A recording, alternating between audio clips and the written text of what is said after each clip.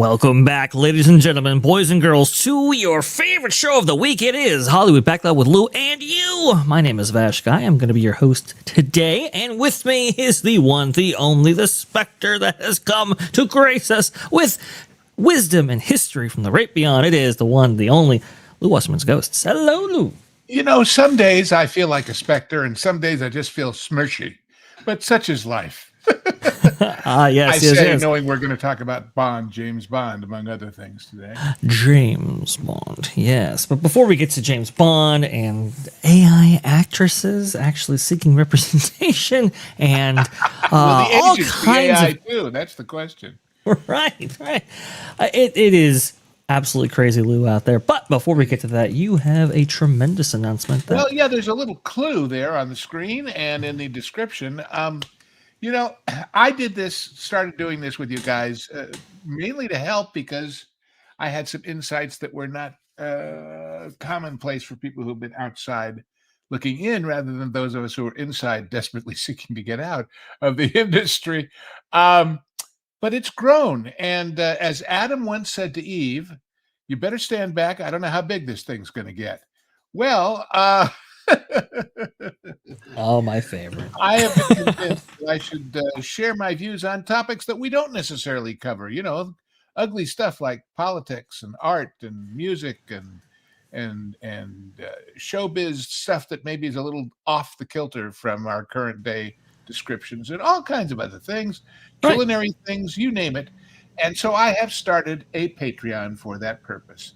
And for a whole $5 a month, you get as many as I make. And I've already added, really, it says episode 4, but there's an episode 0 that's open to the world without membership that gives the basic explanation. So 5 so far, and I've got ideas for 3 more. And I originally figured I'd probably do 3 or 4 a month, but at the rate I'm inventing in my head, it'll be a lot more than that you'll get for your fitty.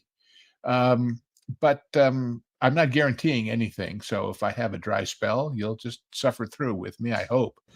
But if you are interested in what I've got to say, and also if you want to contact me, there's information there on how to do it, to suggest topics you'd like me to explore, come see me over on the Patreon, and I appreciate it. Thank you. It looks awesome. In the description, you can also find the link to Lou's Patreon, and we just put it in the chat, and it's up here on screen. You can't miss it. Lou, I am super excited about this new venture for you.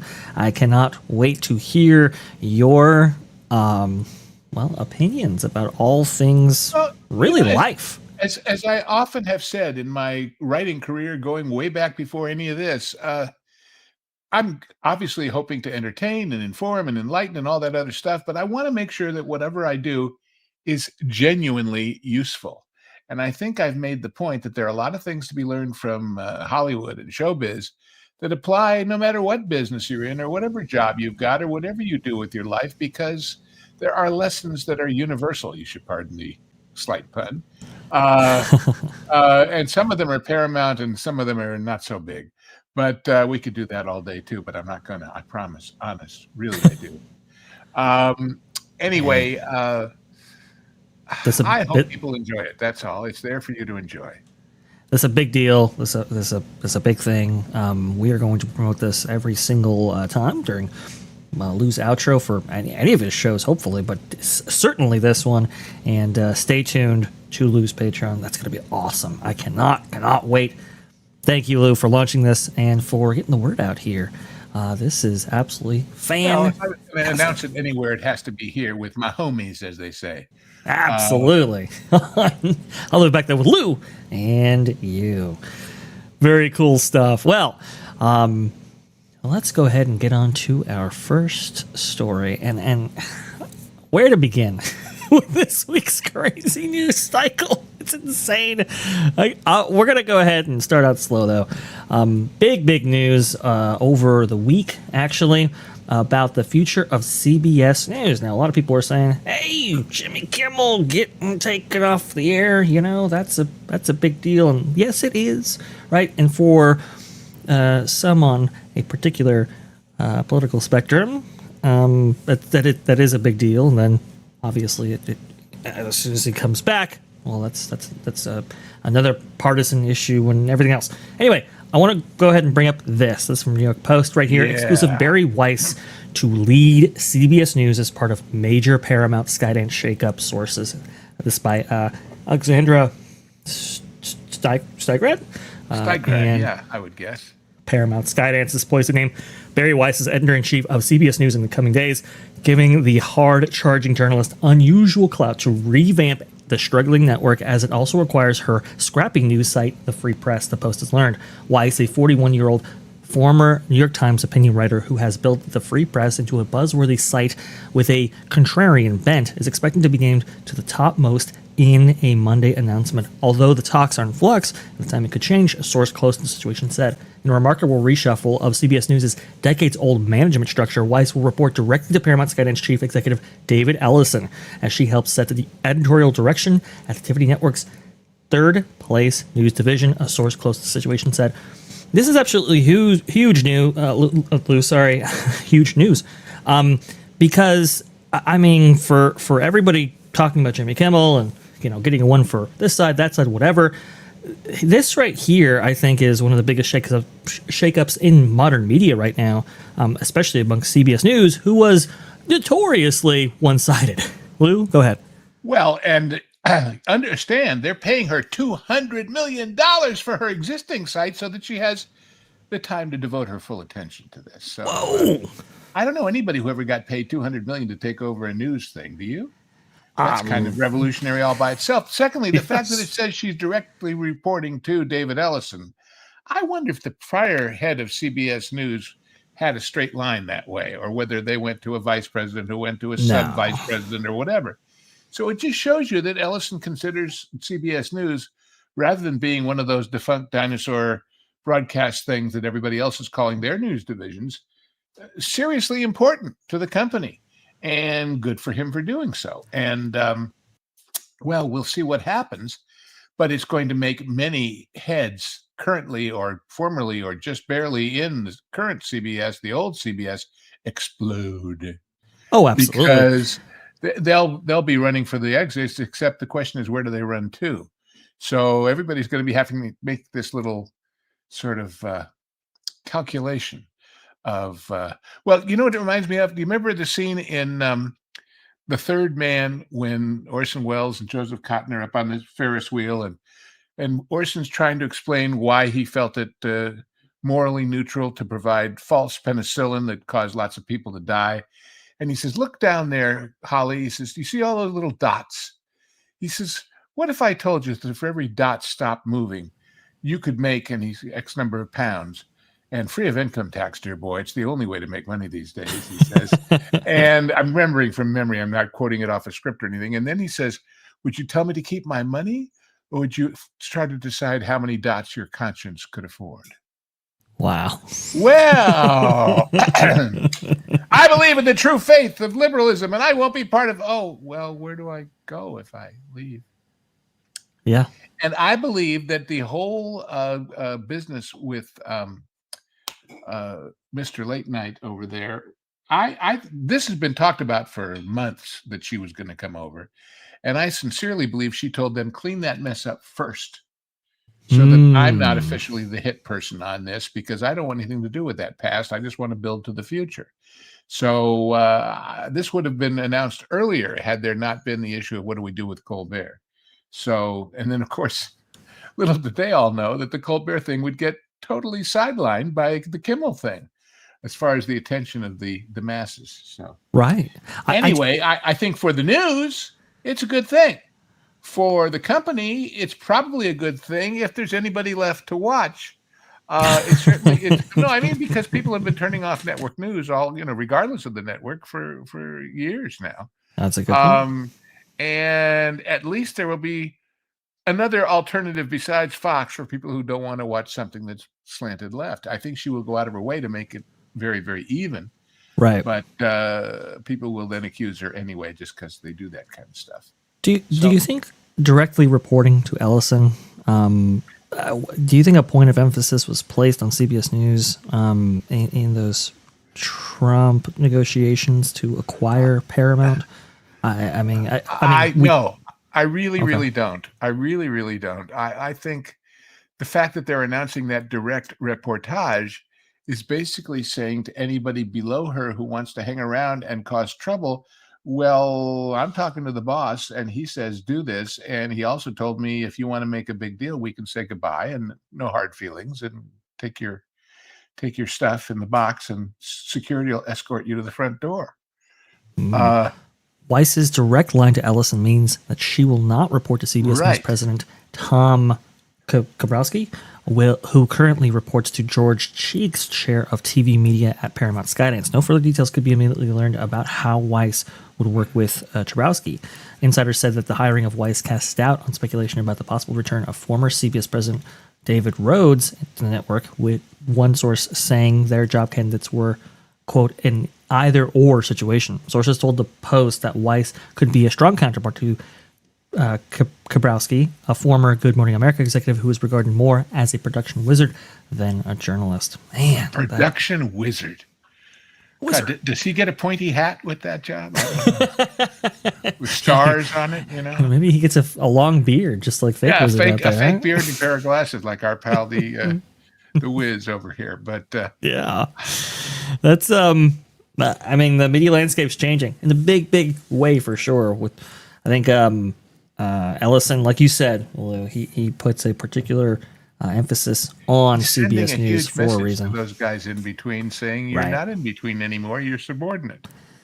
Wow, man, that is absolutely wild. But we got more shakeups, executive leaderships, all of that, because this out of Theme Park Insider here, Robert Niles, Universal Parks parent makes a change at the top. So Universal parent Comcast will elevate its president to the co-CEO starting in January. Mike Cavanaugh will join Brian Roberts in leading Comcast, which owns NBC Universal and the Universal theme parks.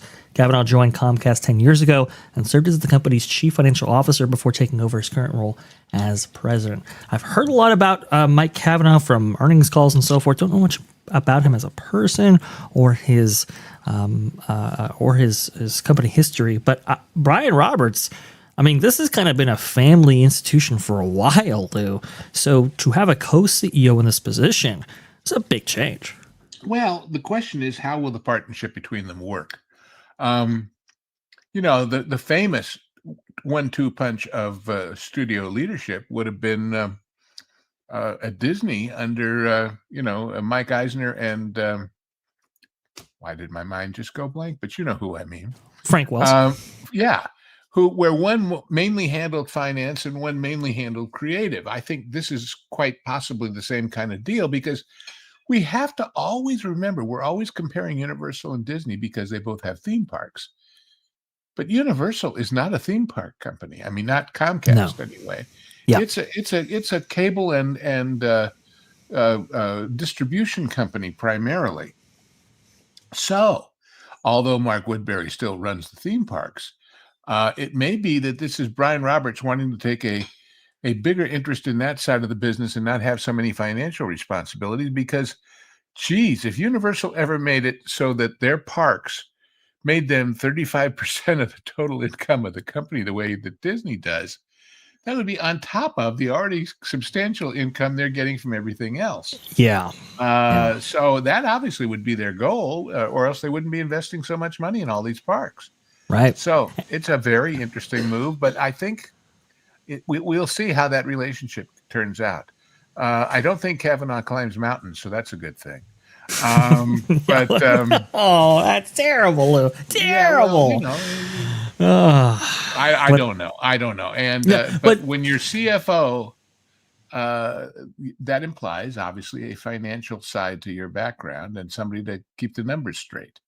Now the question will become, if Woodbury says, "Hey, we want to do this," and these two say, "How much are you going to spend?" and he says X billion dollars, will Kavanaugh be the one to say no if it's too much, or yes if it's okay, or in between, or will it be both of them? Or right?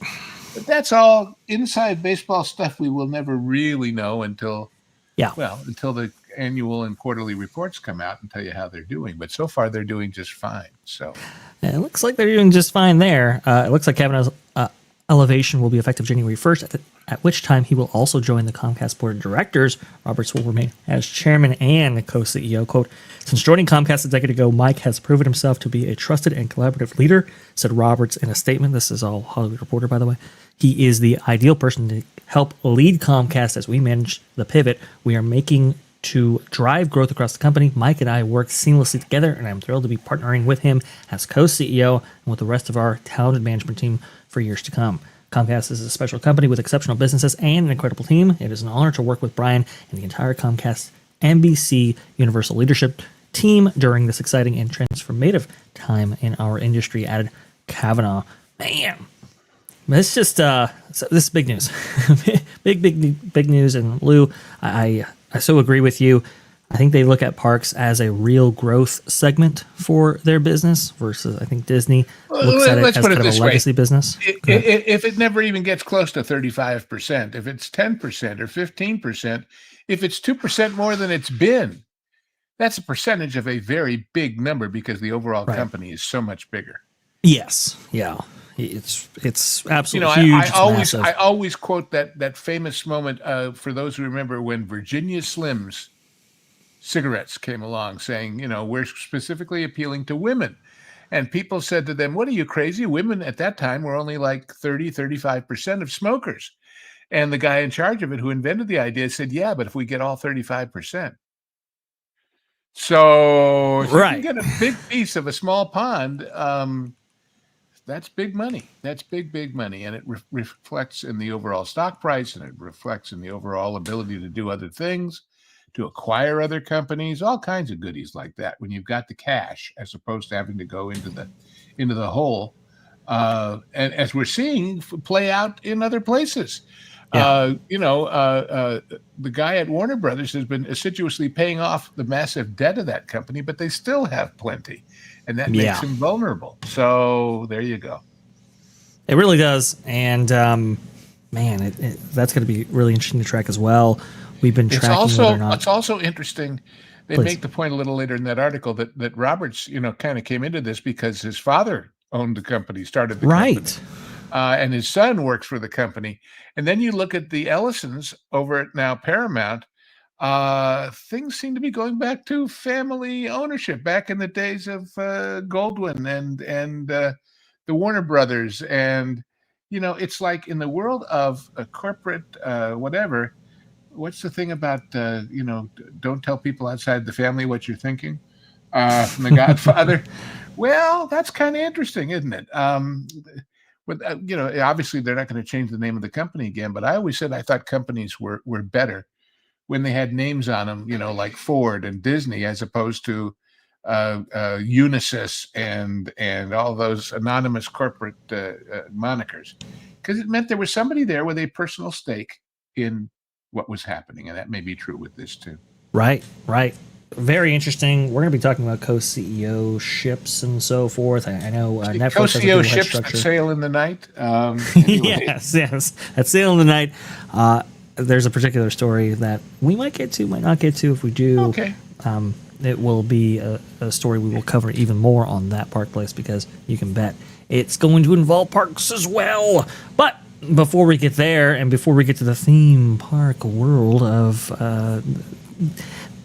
this specific franchise that we're going to be talking about, Lou, we have got to talk about James Bond and the curious case. You expect me to talk? No, Mr. Bond, I expect you to die.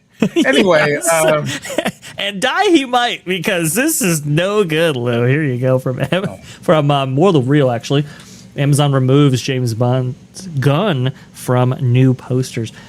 Who thought this was a good idea? Yes, I used the language there. Not supposed to, but how do you not talk about this without using a little bit of firearm language? October 5th, 2025. This by Jordan Rumi here at World of Real. Yesterday was James Bond Day, a date that should have been a celebration of the world's most famous secret agent. Instead, it turned into a baffling moment of corporate sanitization. Amazon unveiled its glossy new set of digital posters for every 007 film in the franchise. But fans noticed something off, very off. Bond's iconic Walter PPK was gone. Every single one of the new posters, which many of which appeared to be faithful recreations of classic artwork, had been scrubbed clean of the firearm that's been synonymous with the character for over 6 decades. The results?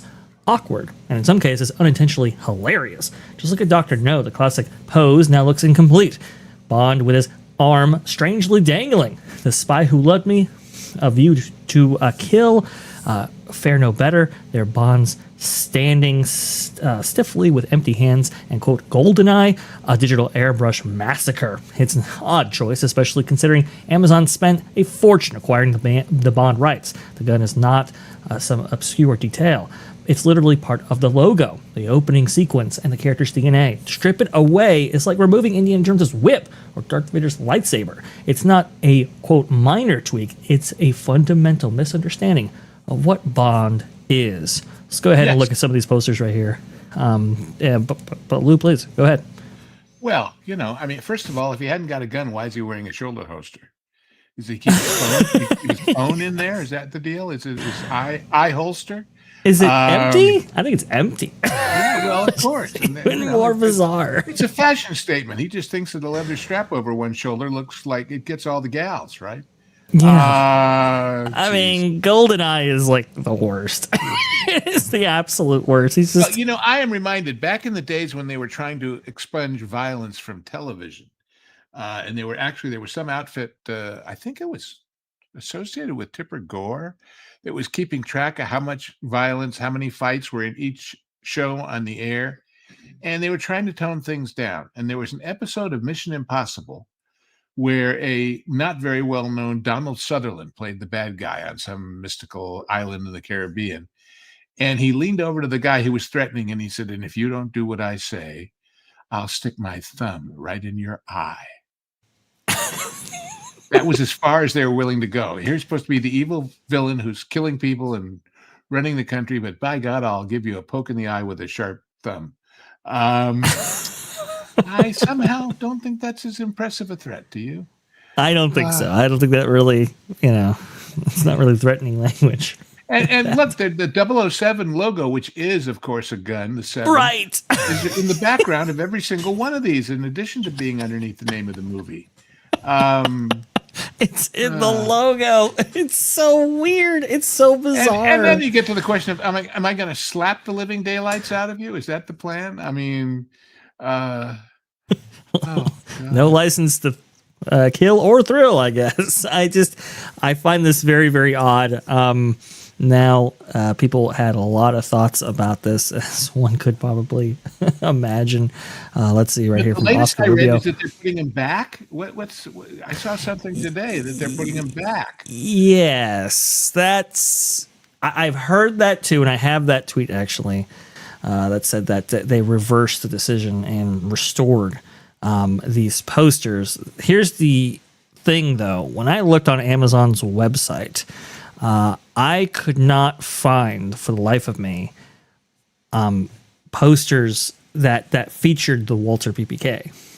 They have been modified for I guess they use some publicity photos or something like that to represent these films on the cover art. Maybe they're splitting the difference. Maybe they're going to give him like a blunderbuss or a Webley or something in between that and the modern Walter. I just you can see right here, like GoldenEye, for example, like this is what it looks like if you look on Amazon's website. It's very weird. Go down, and by God, they're using the actual box, which has him pointing a gun at you. Right, but that's the box for that's the box for like the Blu-ray or whatever. This is like the digital, version of that. You have to buy Blu-ray to get a gun. I see. Well, and that's Lou has some old advice, folks. If you haven't watched the genre, guys, buy the damn disc, I believe is how Lou actually phrases you that. Don't know what they're going to do to it later. Correct, and that's why everybody's kind of freaking out about this, going like, okay, if they're going to be, editing out the Walter since we PPK. know that the world of digital AI tomfoolery allows virtually any result somebody wants. Right. I keep getting things from famous people telling me how to increase my size, like Dr. Ben Carson gives a damn if I have a heart on. I don't believe it, silly me. And use this simple trick. Actually, it's funny the nation's involved too. I think in my email on my other account today I got this Brazilian secret, another one was this Russian secret, another one was this Philippine secret, or this is how Spanish men are. And I'm going, what, America doesn't have a secret? What's wrong with you people? Come on, we're America, by God. We should have our own danged ED cure. I mean, I think it's Victoria. Let's see here. Stripping Bond isn't a clumsy design choice, symbolic act of cultural self-sabotage. The firearm isn't there to glorify violence. It's shorthand for the danger and moral ambiguity that define the character. Although I doubt that'll be the case. How is he morally ambiguous is the question. He's for the good guys. He is for the good guys. It's that great line in True Lies, where Jamie Lee Curtis finds out that Arnold's been a spy all this time, and she says, "You killed people?" And he looks at her and says, "Yeah, but they were all bad." I mean, Bond isn't just walking down the street shooting random rubberneckers. He's not morally ambiguous. It's only morally ambiguous if you don't think that democracy and the West should thrive over the bad guys. In which case you're morally ambiguous as heck, so anyway. That's true. Although I doubt it'll be the case. The optics aren't good. It gives off the impression that Amazon wants to corporatize and sanitize Bond. Over on iTunes, the contrast is striking. Some versions still proudly display the PPK. Others follow Amazon's new, quote, disarmed approach. And it raises an unsettling question. Is this the future of Bond under Amazon's stewardship? Go ahead. Are they sitting around in script conferences right now about this inevitable next movie? Yeah. Saying, well, is there any way we could do it where he doesn't shoot the guy? Is there any way can't we just have him like slap him or give him a stern talking to? That'll work. Well, it's the equivalent of this idea that we should defund the police and have community grievance counselors go out and talk to the guy with the gun and the 12 hostages. Yeah, social workers and stuff. Yeah. The villains, Lou, they're just misunderstood. Well, but the larger point is this. We have seen now, thank God, some leadership in the country that says enough of that BS, that says we're not going to go with that stuff anymore, that we're going to take all this DEI nonsense out of the military, for example, most recently. And a lot of us, quite rightly, out of a sense of relief, are feeling like, yeah, well, finally, that nonsense is over. No, it is not. These people will not quit. They will not back down. We're certainly seeing that in these horrible things going on in Portland and Chicago and other cities. These people aren't ready to roll over. And, what we need is a James Bond who comes in and says, that's a Smith & Wesson and you've had your 6. Right. So it is what it is. It is what it is. It is what it is, I guess. Oh man, I worry about the future. If we know nothing about the movies, is that sequels feature bad guys coming back, unless you plug them in the first one, in which case you have to think up a new one, which is probably why they don't. That is very, very true. Very, very true. But speaking of also something very, very true, well, you have a Backlot Jukebox for us. Oh, this is a cute little one that I found. What if classical composers wrote for the movies? Oh, what if? Go play it, folks, and you'll see. This is a lovely lady. This is from Classic FM, and Beethoven writing as a superhero movie, a detective movie, a rom-com. It's kind of fun. It's really kind of fun. It just goes to show you music can be adapted to fit, shall we call it. Well, the proof of that in reality, of course, was Eric Wolfgang Korngold, who came over from Europe as a serious classical composer with symphonies and sonatas and operas to his name, and wound up writing an opera for Errol Flynn and the boys to sing as they were escaping the Spanish in the Seahawk.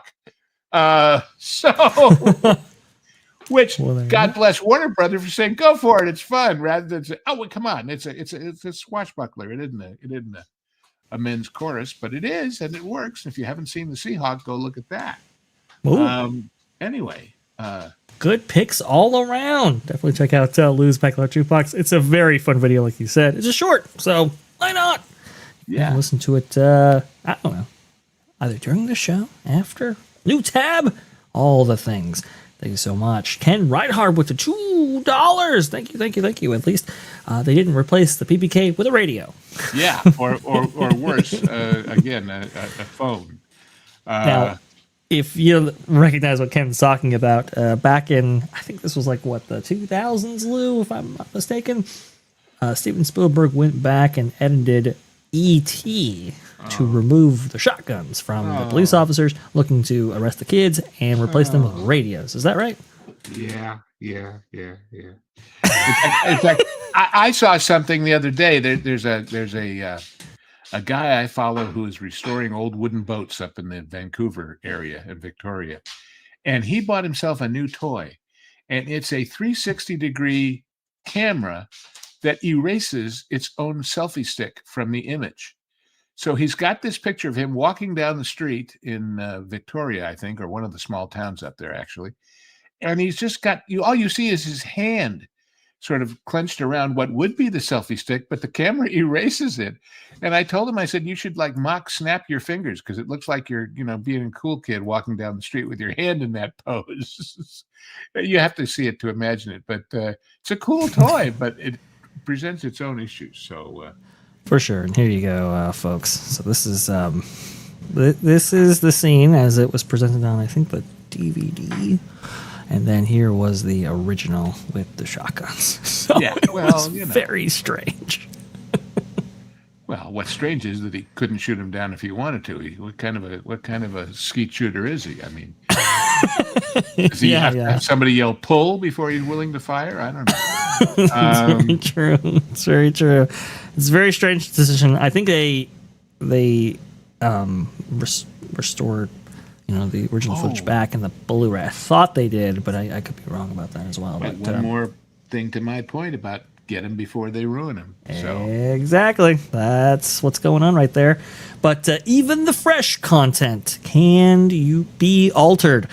What am I talking about? I'm talking about AI actresses. Oh my goodness gracious. Everybody is going wild over the AI actresses. Tilly Norwood, I do believe her name is. Let me see right here. Ellen Van der Velden? Van der Velden. Eline Van der Velden. Van der Velden. Founder of the AI indie Particle 6, launches AI talent studio Sequoia, I believe. Sequoia, Quote, hyper-real digital stars. They have like a little YouTube video that actually showcased this. Let me see if I can put this up right here. Hopefully this has audio attached to it. Let me see here. Can you hear that at all? Why not squeeze in? Okay, good. Okay, now there's a whole bunch of AI gibberish here in this trailer. I just want to go ahead and go to the Tilly Norwood segment. So here we go. Cast. Tilly Norwood, 100% AI generated. By some company called Particle 6. She'll do anything I say. I'm already in love. Girl next door vibes. Like if a Sunday roast went to drama school and got BAFTA optimized. But can she cry on Graham Norton?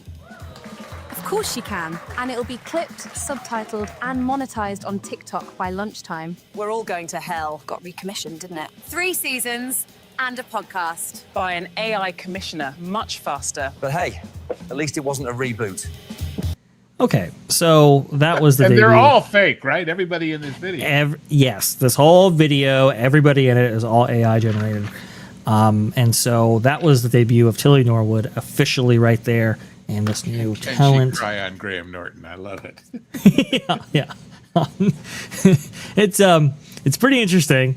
Pretty interesting video for sure. Speaking of Graham Norton, a lot of Graham Norton stuff is asking them, tell the story about how you and what's her name and what's his name on the back of the set did X.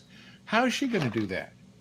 Yeah, I don't know. That's a very interesting backstage decision. Anecdotes, except if they're like, well, I pushed her bite and she pushed my bit, and I don't know. As I was saying the other day, in a grim reality, the very first, everybody's worried about people losing their jobs to AI. In fact, I think I did an episode of this for the Patreon about AI.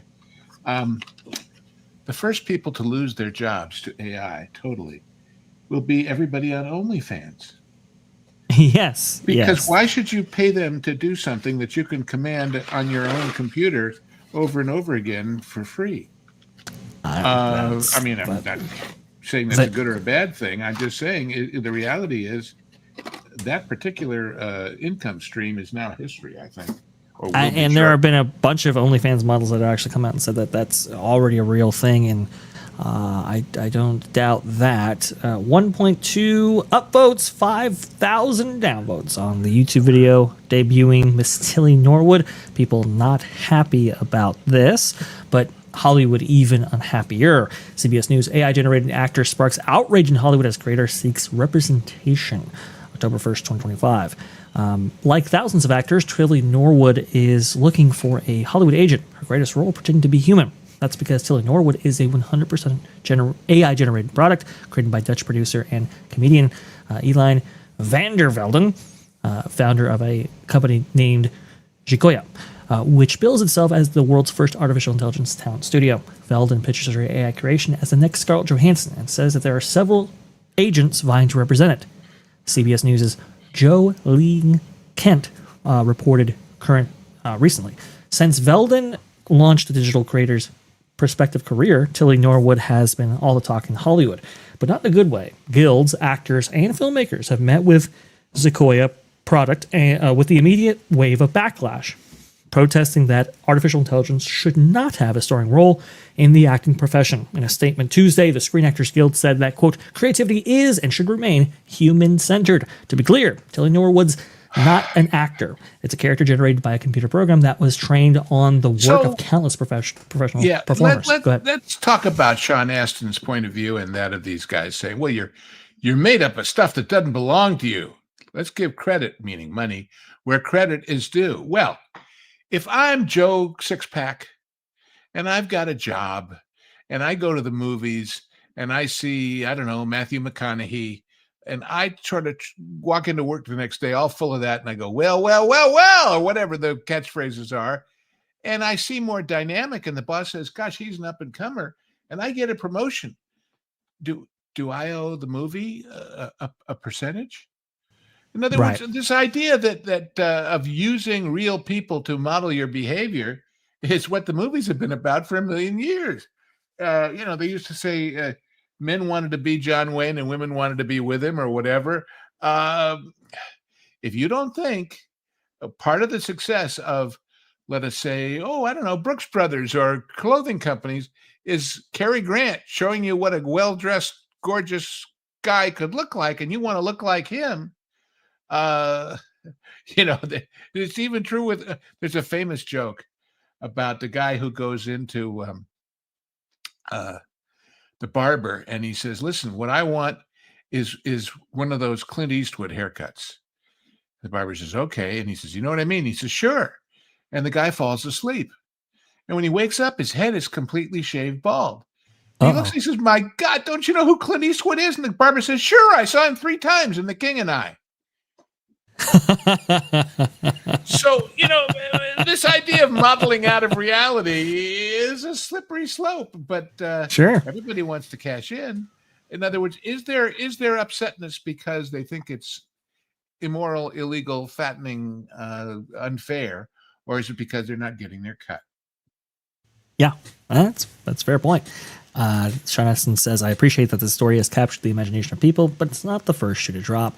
We had a 118-day strike, fighting very hard to put AI provisions and protections in place. And what happened, Sean? You wound up losing jobs. You wound up in a town that's got 30% unemployment compared to before that contract. Oops. The teams at SAG-AFTRA have been in this fight for longer than people might realize. As the technology continues to advance at light speed, we're going to meet the challenge. Our agreement with the ATA is important, and we look forward to a healthy, constructive conversation with agencies to make sure that we continue to help each other. We performers rely on our agents' judgment and their good work and their sincerity, and they rely on our talent and our marketability, he said. The real issue at play is how our work is exhibited and what kinds of permissions and compensations we get for its use. With regard to AI, I asked a question from the audience. What did you do about the agency for Gina Carano that dropped her the same day that Disney did? Where did you stand up to them?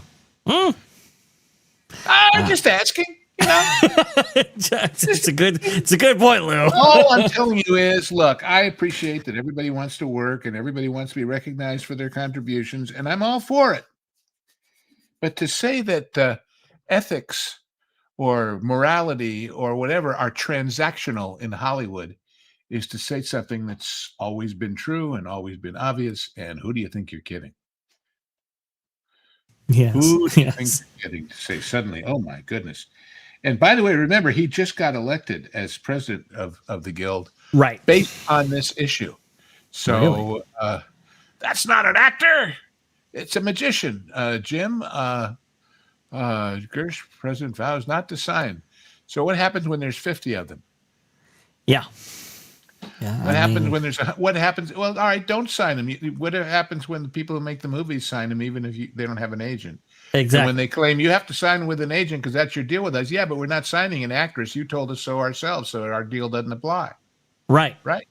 It's a really interesting discussion, though. For sure. Well, you know, it's to be determined. But hey, the question, see, in all of this will be when they make a movie of. I mean, I'm not talking a YouTube short or a fanfic or all of these AI generated bimbos that show up in my shorts feed on Facebook or God knows what. But when they actually make a real movie with characters that you're supposed to care about and want to identify with, and you know, that you want to see them win, and they make one with these people, will audiences care?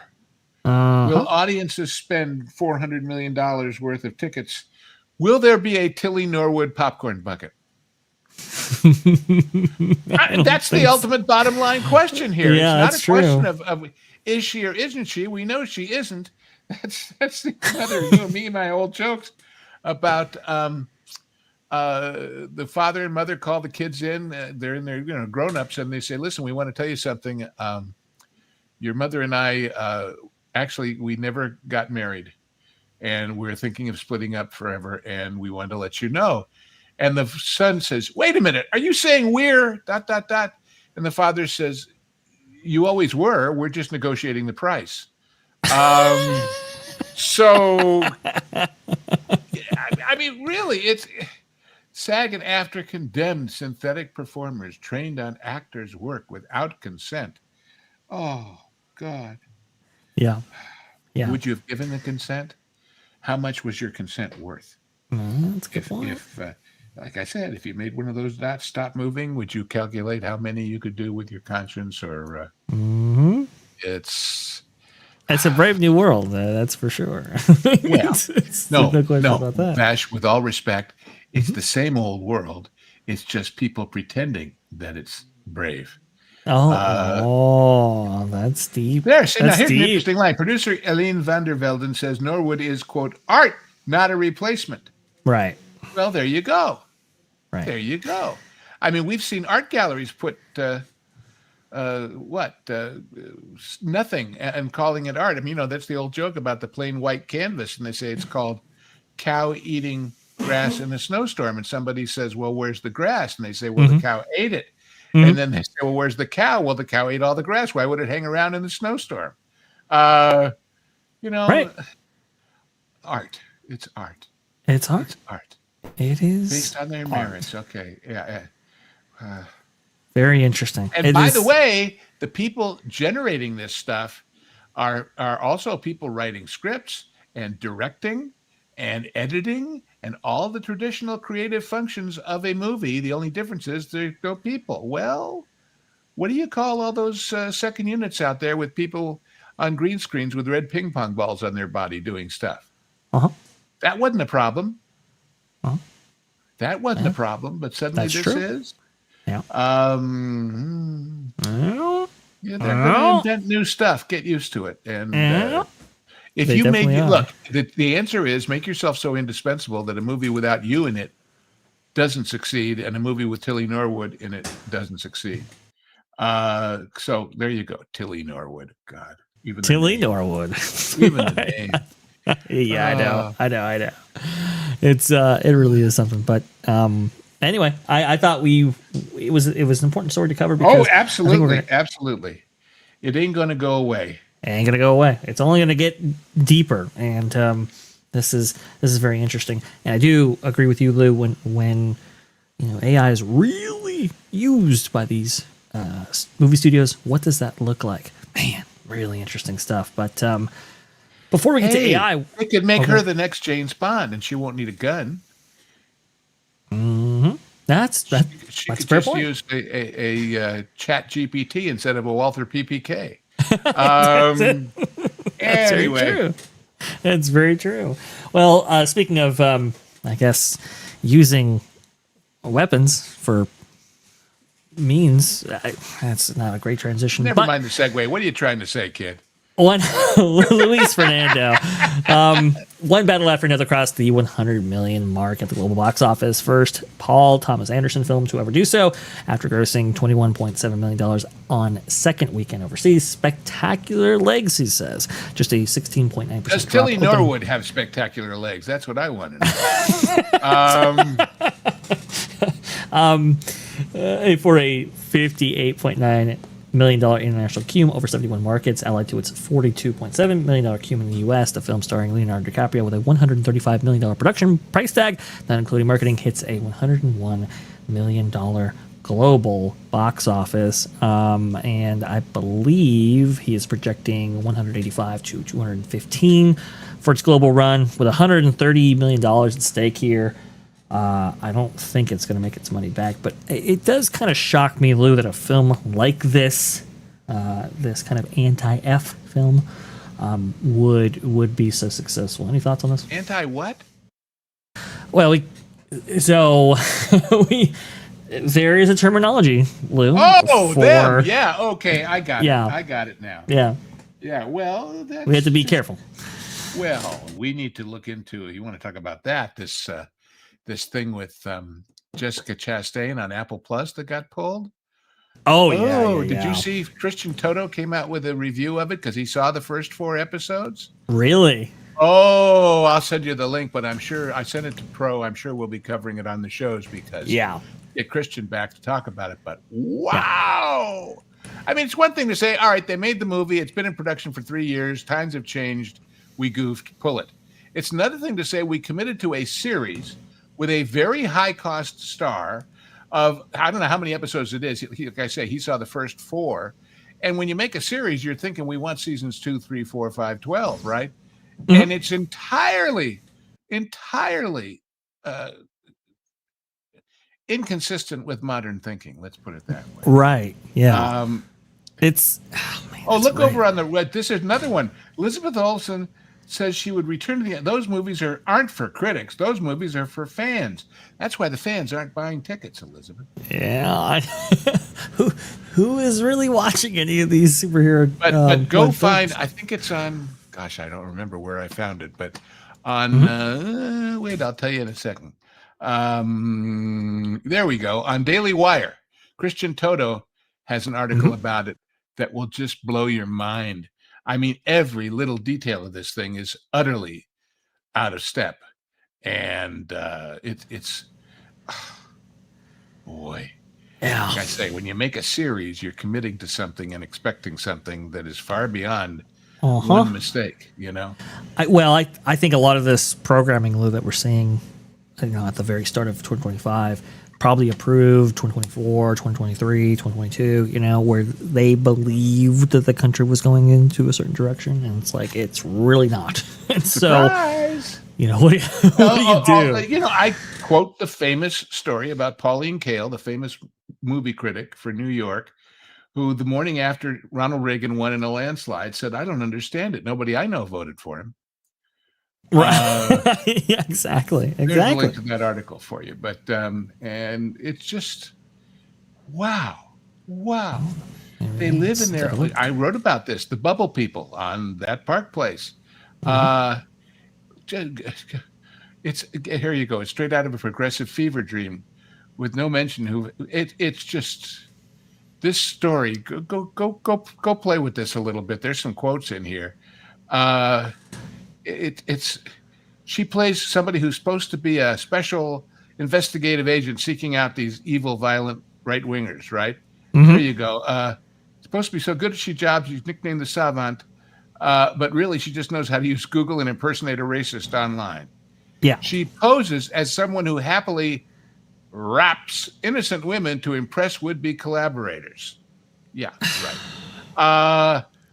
Goodness gracious. It just, her boss is in a wheelchair. Her good friend is a lesbian about to have her first child with her partner. We even get a brief lecture on climate change. Everything is in this thing that's wrong. The villains, of course, are uniformly white. They hate Jews, illegal immigrants, and people of color. They're also not very bright, trusting people outside their inner circle in ways that could easily lead to trouble. Yeah. Anyway, look, can we even guess what Apple Plus spent on this series? Oh, we all talk about man. Disney and That's overspends interesting. and whatever, but imagine the multi-million-dollar commitment to this thing. And again, with an eye towards it having more seasons. Although if they've covered all those bases in the first one, I don't know who's left for her to go after, but if you're getting Jessica Chastain and if it's Apple, you paid a lot of money for this. Because they do high production values. They don't do junk, Right, exactly. And so, God, what could this cost? Could it be, Acolyte level? Could it be?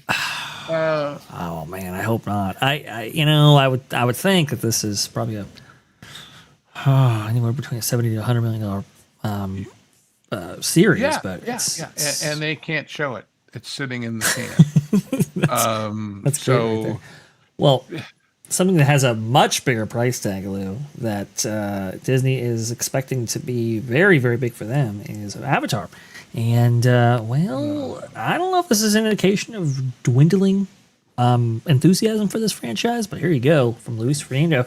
20th Century Studios surely expected way more enthusiasm around the reissue of Avatar: The Way of Water at the U.S. box office, but the travel back to Pandora has not been as enticing after the re-release, grossing just $3.2 million on a 3-day reopening day over 2,000 theaters, way below Avatar's 4K re-release at $10.5 million weekend debut over 1,800 theaters back in 2022. And also under No Way Home's $5.4 million 2022 re-release or Endgame's $6.1 million re-expansion.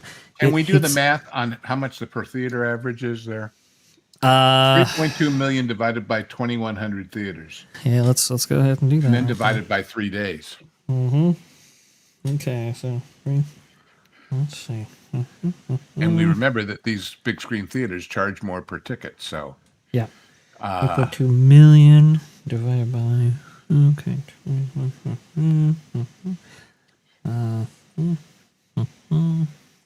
That's a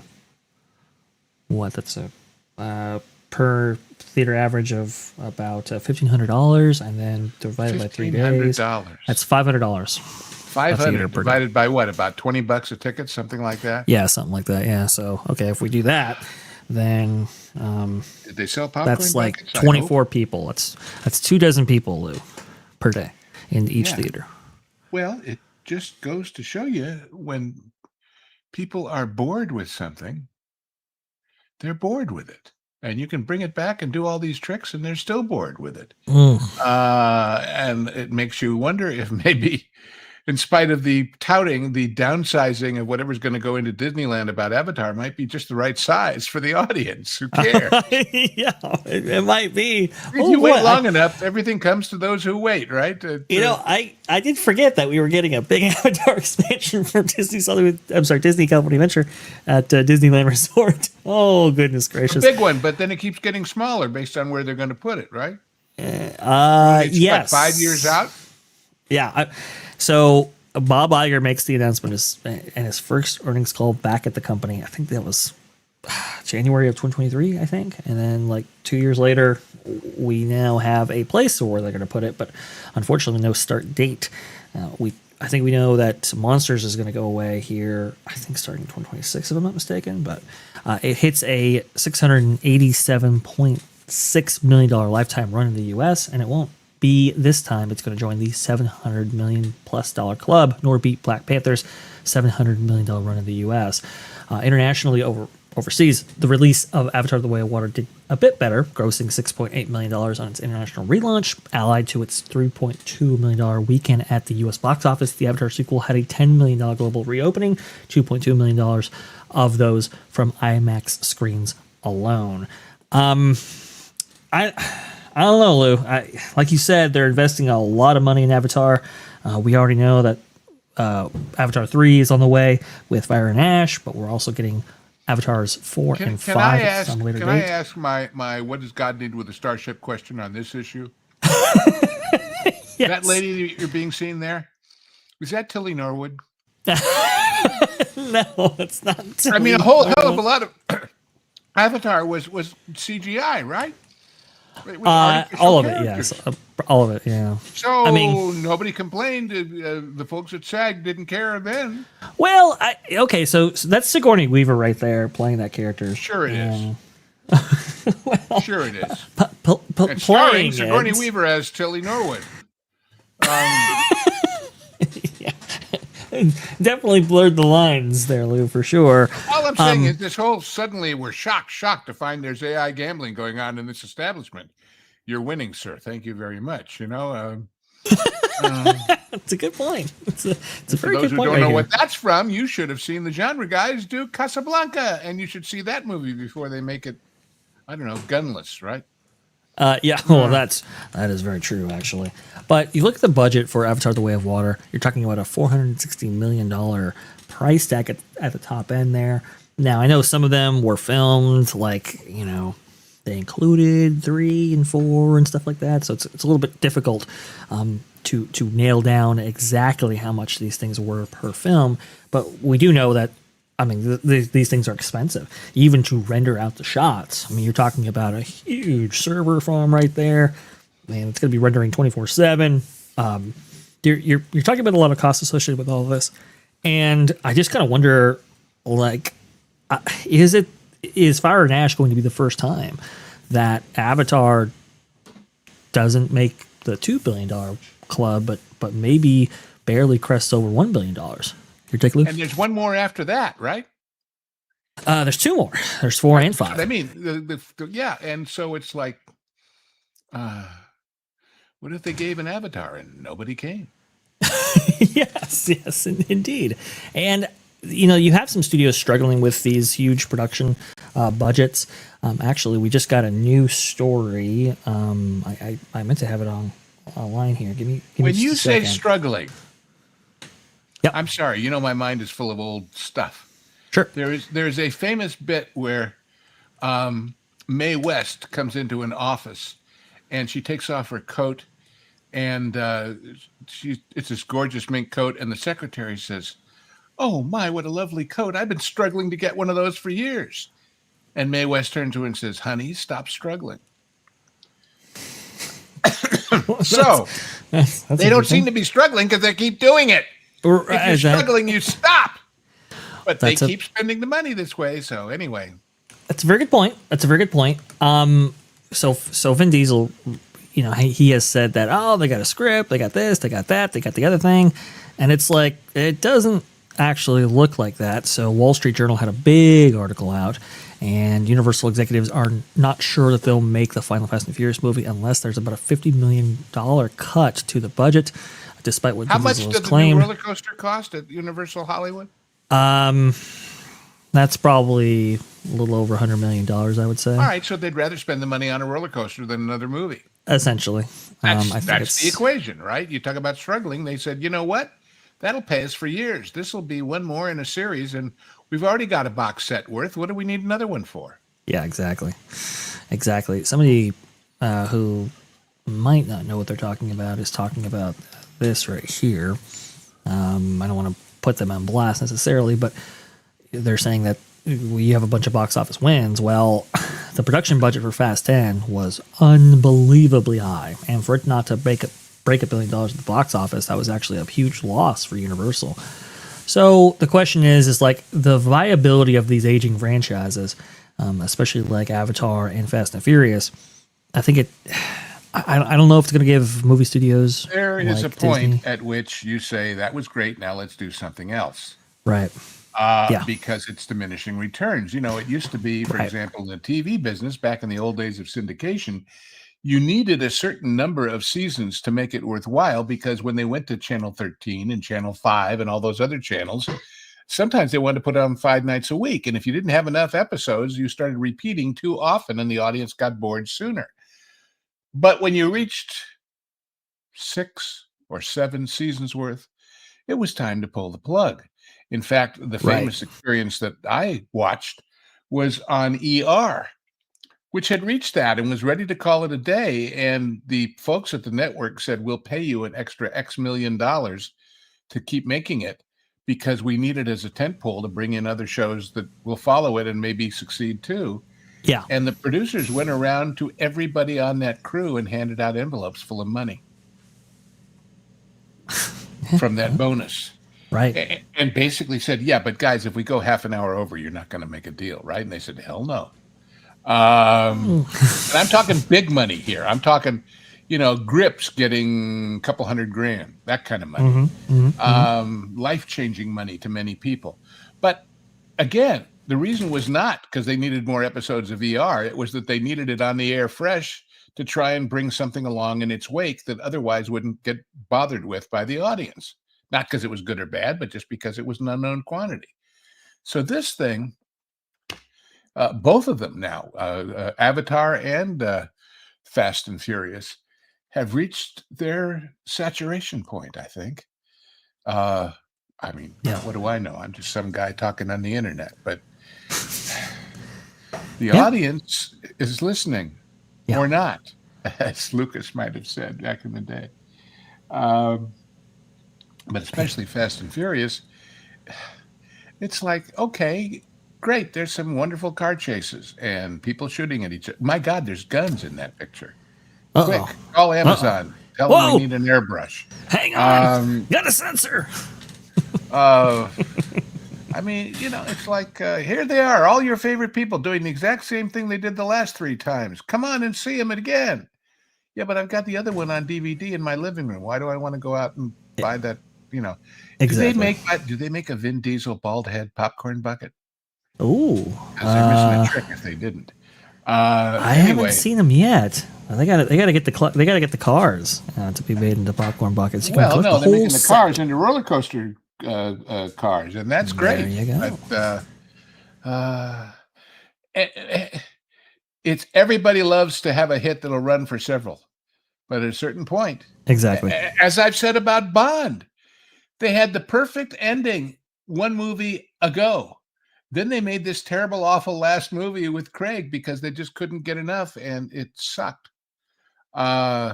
If they weren't going to get rid of him before that, they had to, because they spoiled the whole deal with No Time to Die. Spectre was a perfect finale for him as Bond, and then start over, but no. Right. Well, anyway. We know that Amazon just acquired that franchise for well over $1 billion. They're going to be looking to get their money back. So, all Aston Martin's ahead in pursuing a new sequel there. I just wonder about some of these others that have been invested in, and obviously the studio. It's going to be a real interesting needle to thread. Yeah. The way you guarantee the next one is by casting somebody everybody wants as Bond, but the way you guarantee the next one for the series is by casting nobody. Right. Which is Yeah. what they did at the beginning, where nobody really knew who Sean Connery was, and they weren't spending a lot of money, and it worked. Yep. Anyway. Yep. Okay. And there is a story here, but we're gonna have to cover it another time. Ooh, tease us. That being on That Park Place. That's gonna be at 11 a.m. Eastern right here. Bob Iger bristles at talk of Josh Duhamel. Oh yeah, as well, his this is real. I can successor. tell you this in 5 seconds. You ready? Go ahead. He's bristling because it can't come from anybody else but him. Yeah, exactly. Not only for his ego's sake, but for a lot of SEC type reasons. Uh-huh. And so he can't confirm any rumors until the board and himself make the official. That doesn't mean it's not true. It just means he has to say, well, you don't know. I know, Well, but you don't know. It's theater. Apparently, it was a private conversation, though, bro. I'm sorry, Lou. So it's a little strange that he would react in the way that he did. It almost seemed Well, like obviously, it's not private if it's on That Park Place. I guess not. I He might have got careless, and that's another reason for him to bristle. yeah. It's I it's wonder super if the shower fascinating. makes the bristles so less bristly. But anyway, We're going to be talking about it on That Park Place. Oh, good. Either in Morning Magic or actually its own recorded video with WW Pro. So definitely stay tuned for that. We're going to be talking about a lot more of this theme park stuff, maybe some studio stuff as well over there at That Park Place. So definitely go ahead and check it out. Before we go, I want to go ahead and say that we're going to be redirecting to Marvin the Movie Monster's morning movie. Marvin Movie Monster in the Morning. Episode 2, I suppose, for tomorrow morning. That way, you can go ahead and have it up, and that way you are first notified when do not he close goes your live. window. We will think- close it for you. Indeed. 9 a.m. Eastern, I do believe. But Lou, where can the people find you, and what do you got going on over there at the Genre Guys? Oh, well, the genre guys are going to have a special guest genre guy next time of Martin. Because Hangry is otherwise indisposed, but Lauren and Martin and I are going to do another double feature, although we record them separately and they play out one at a time.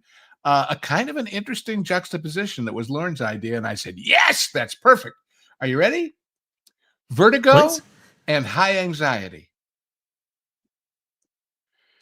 Vertigo is and high perfect. anxiety. Is that brilliant or what? That I give all is- credit to Lauren. Perfect. I love that, Lou. Oh, yeah. So you can look forward to that. And I forget what just went up, but obviously we have oodles more in the can, both there and here. And for those who are not familiar with it, when you are a member of the Pro channel, you get to see these things first run. And when you're here, you get to see them a couple of months later, enhanced and transmogrified by Vash with all of his editorial and image skills. So you get 2 chances to give us a like and give us a comment and tell us what you like and don't like. And that's what we do. I also, of course, am there with you on Tuesday afternoons. Yep. And I'm usually there on the Monday night Pro Show and sometimes the Wednesday night Pro Show. And I'm all over the map in other places. But most importantly right now, if you think I'm worth listening to, boy, I'll talk your ear off. I've got 5 episodes really up already. And more to come, because I got ideas for 3 more just this morning. I'm too lazy to record them yet. But anyway, as you see, scroll down this page. Remind me the topics. Shutdowns, shut-ups, and other silly political games with or without sombreros. You can guess what that's all about.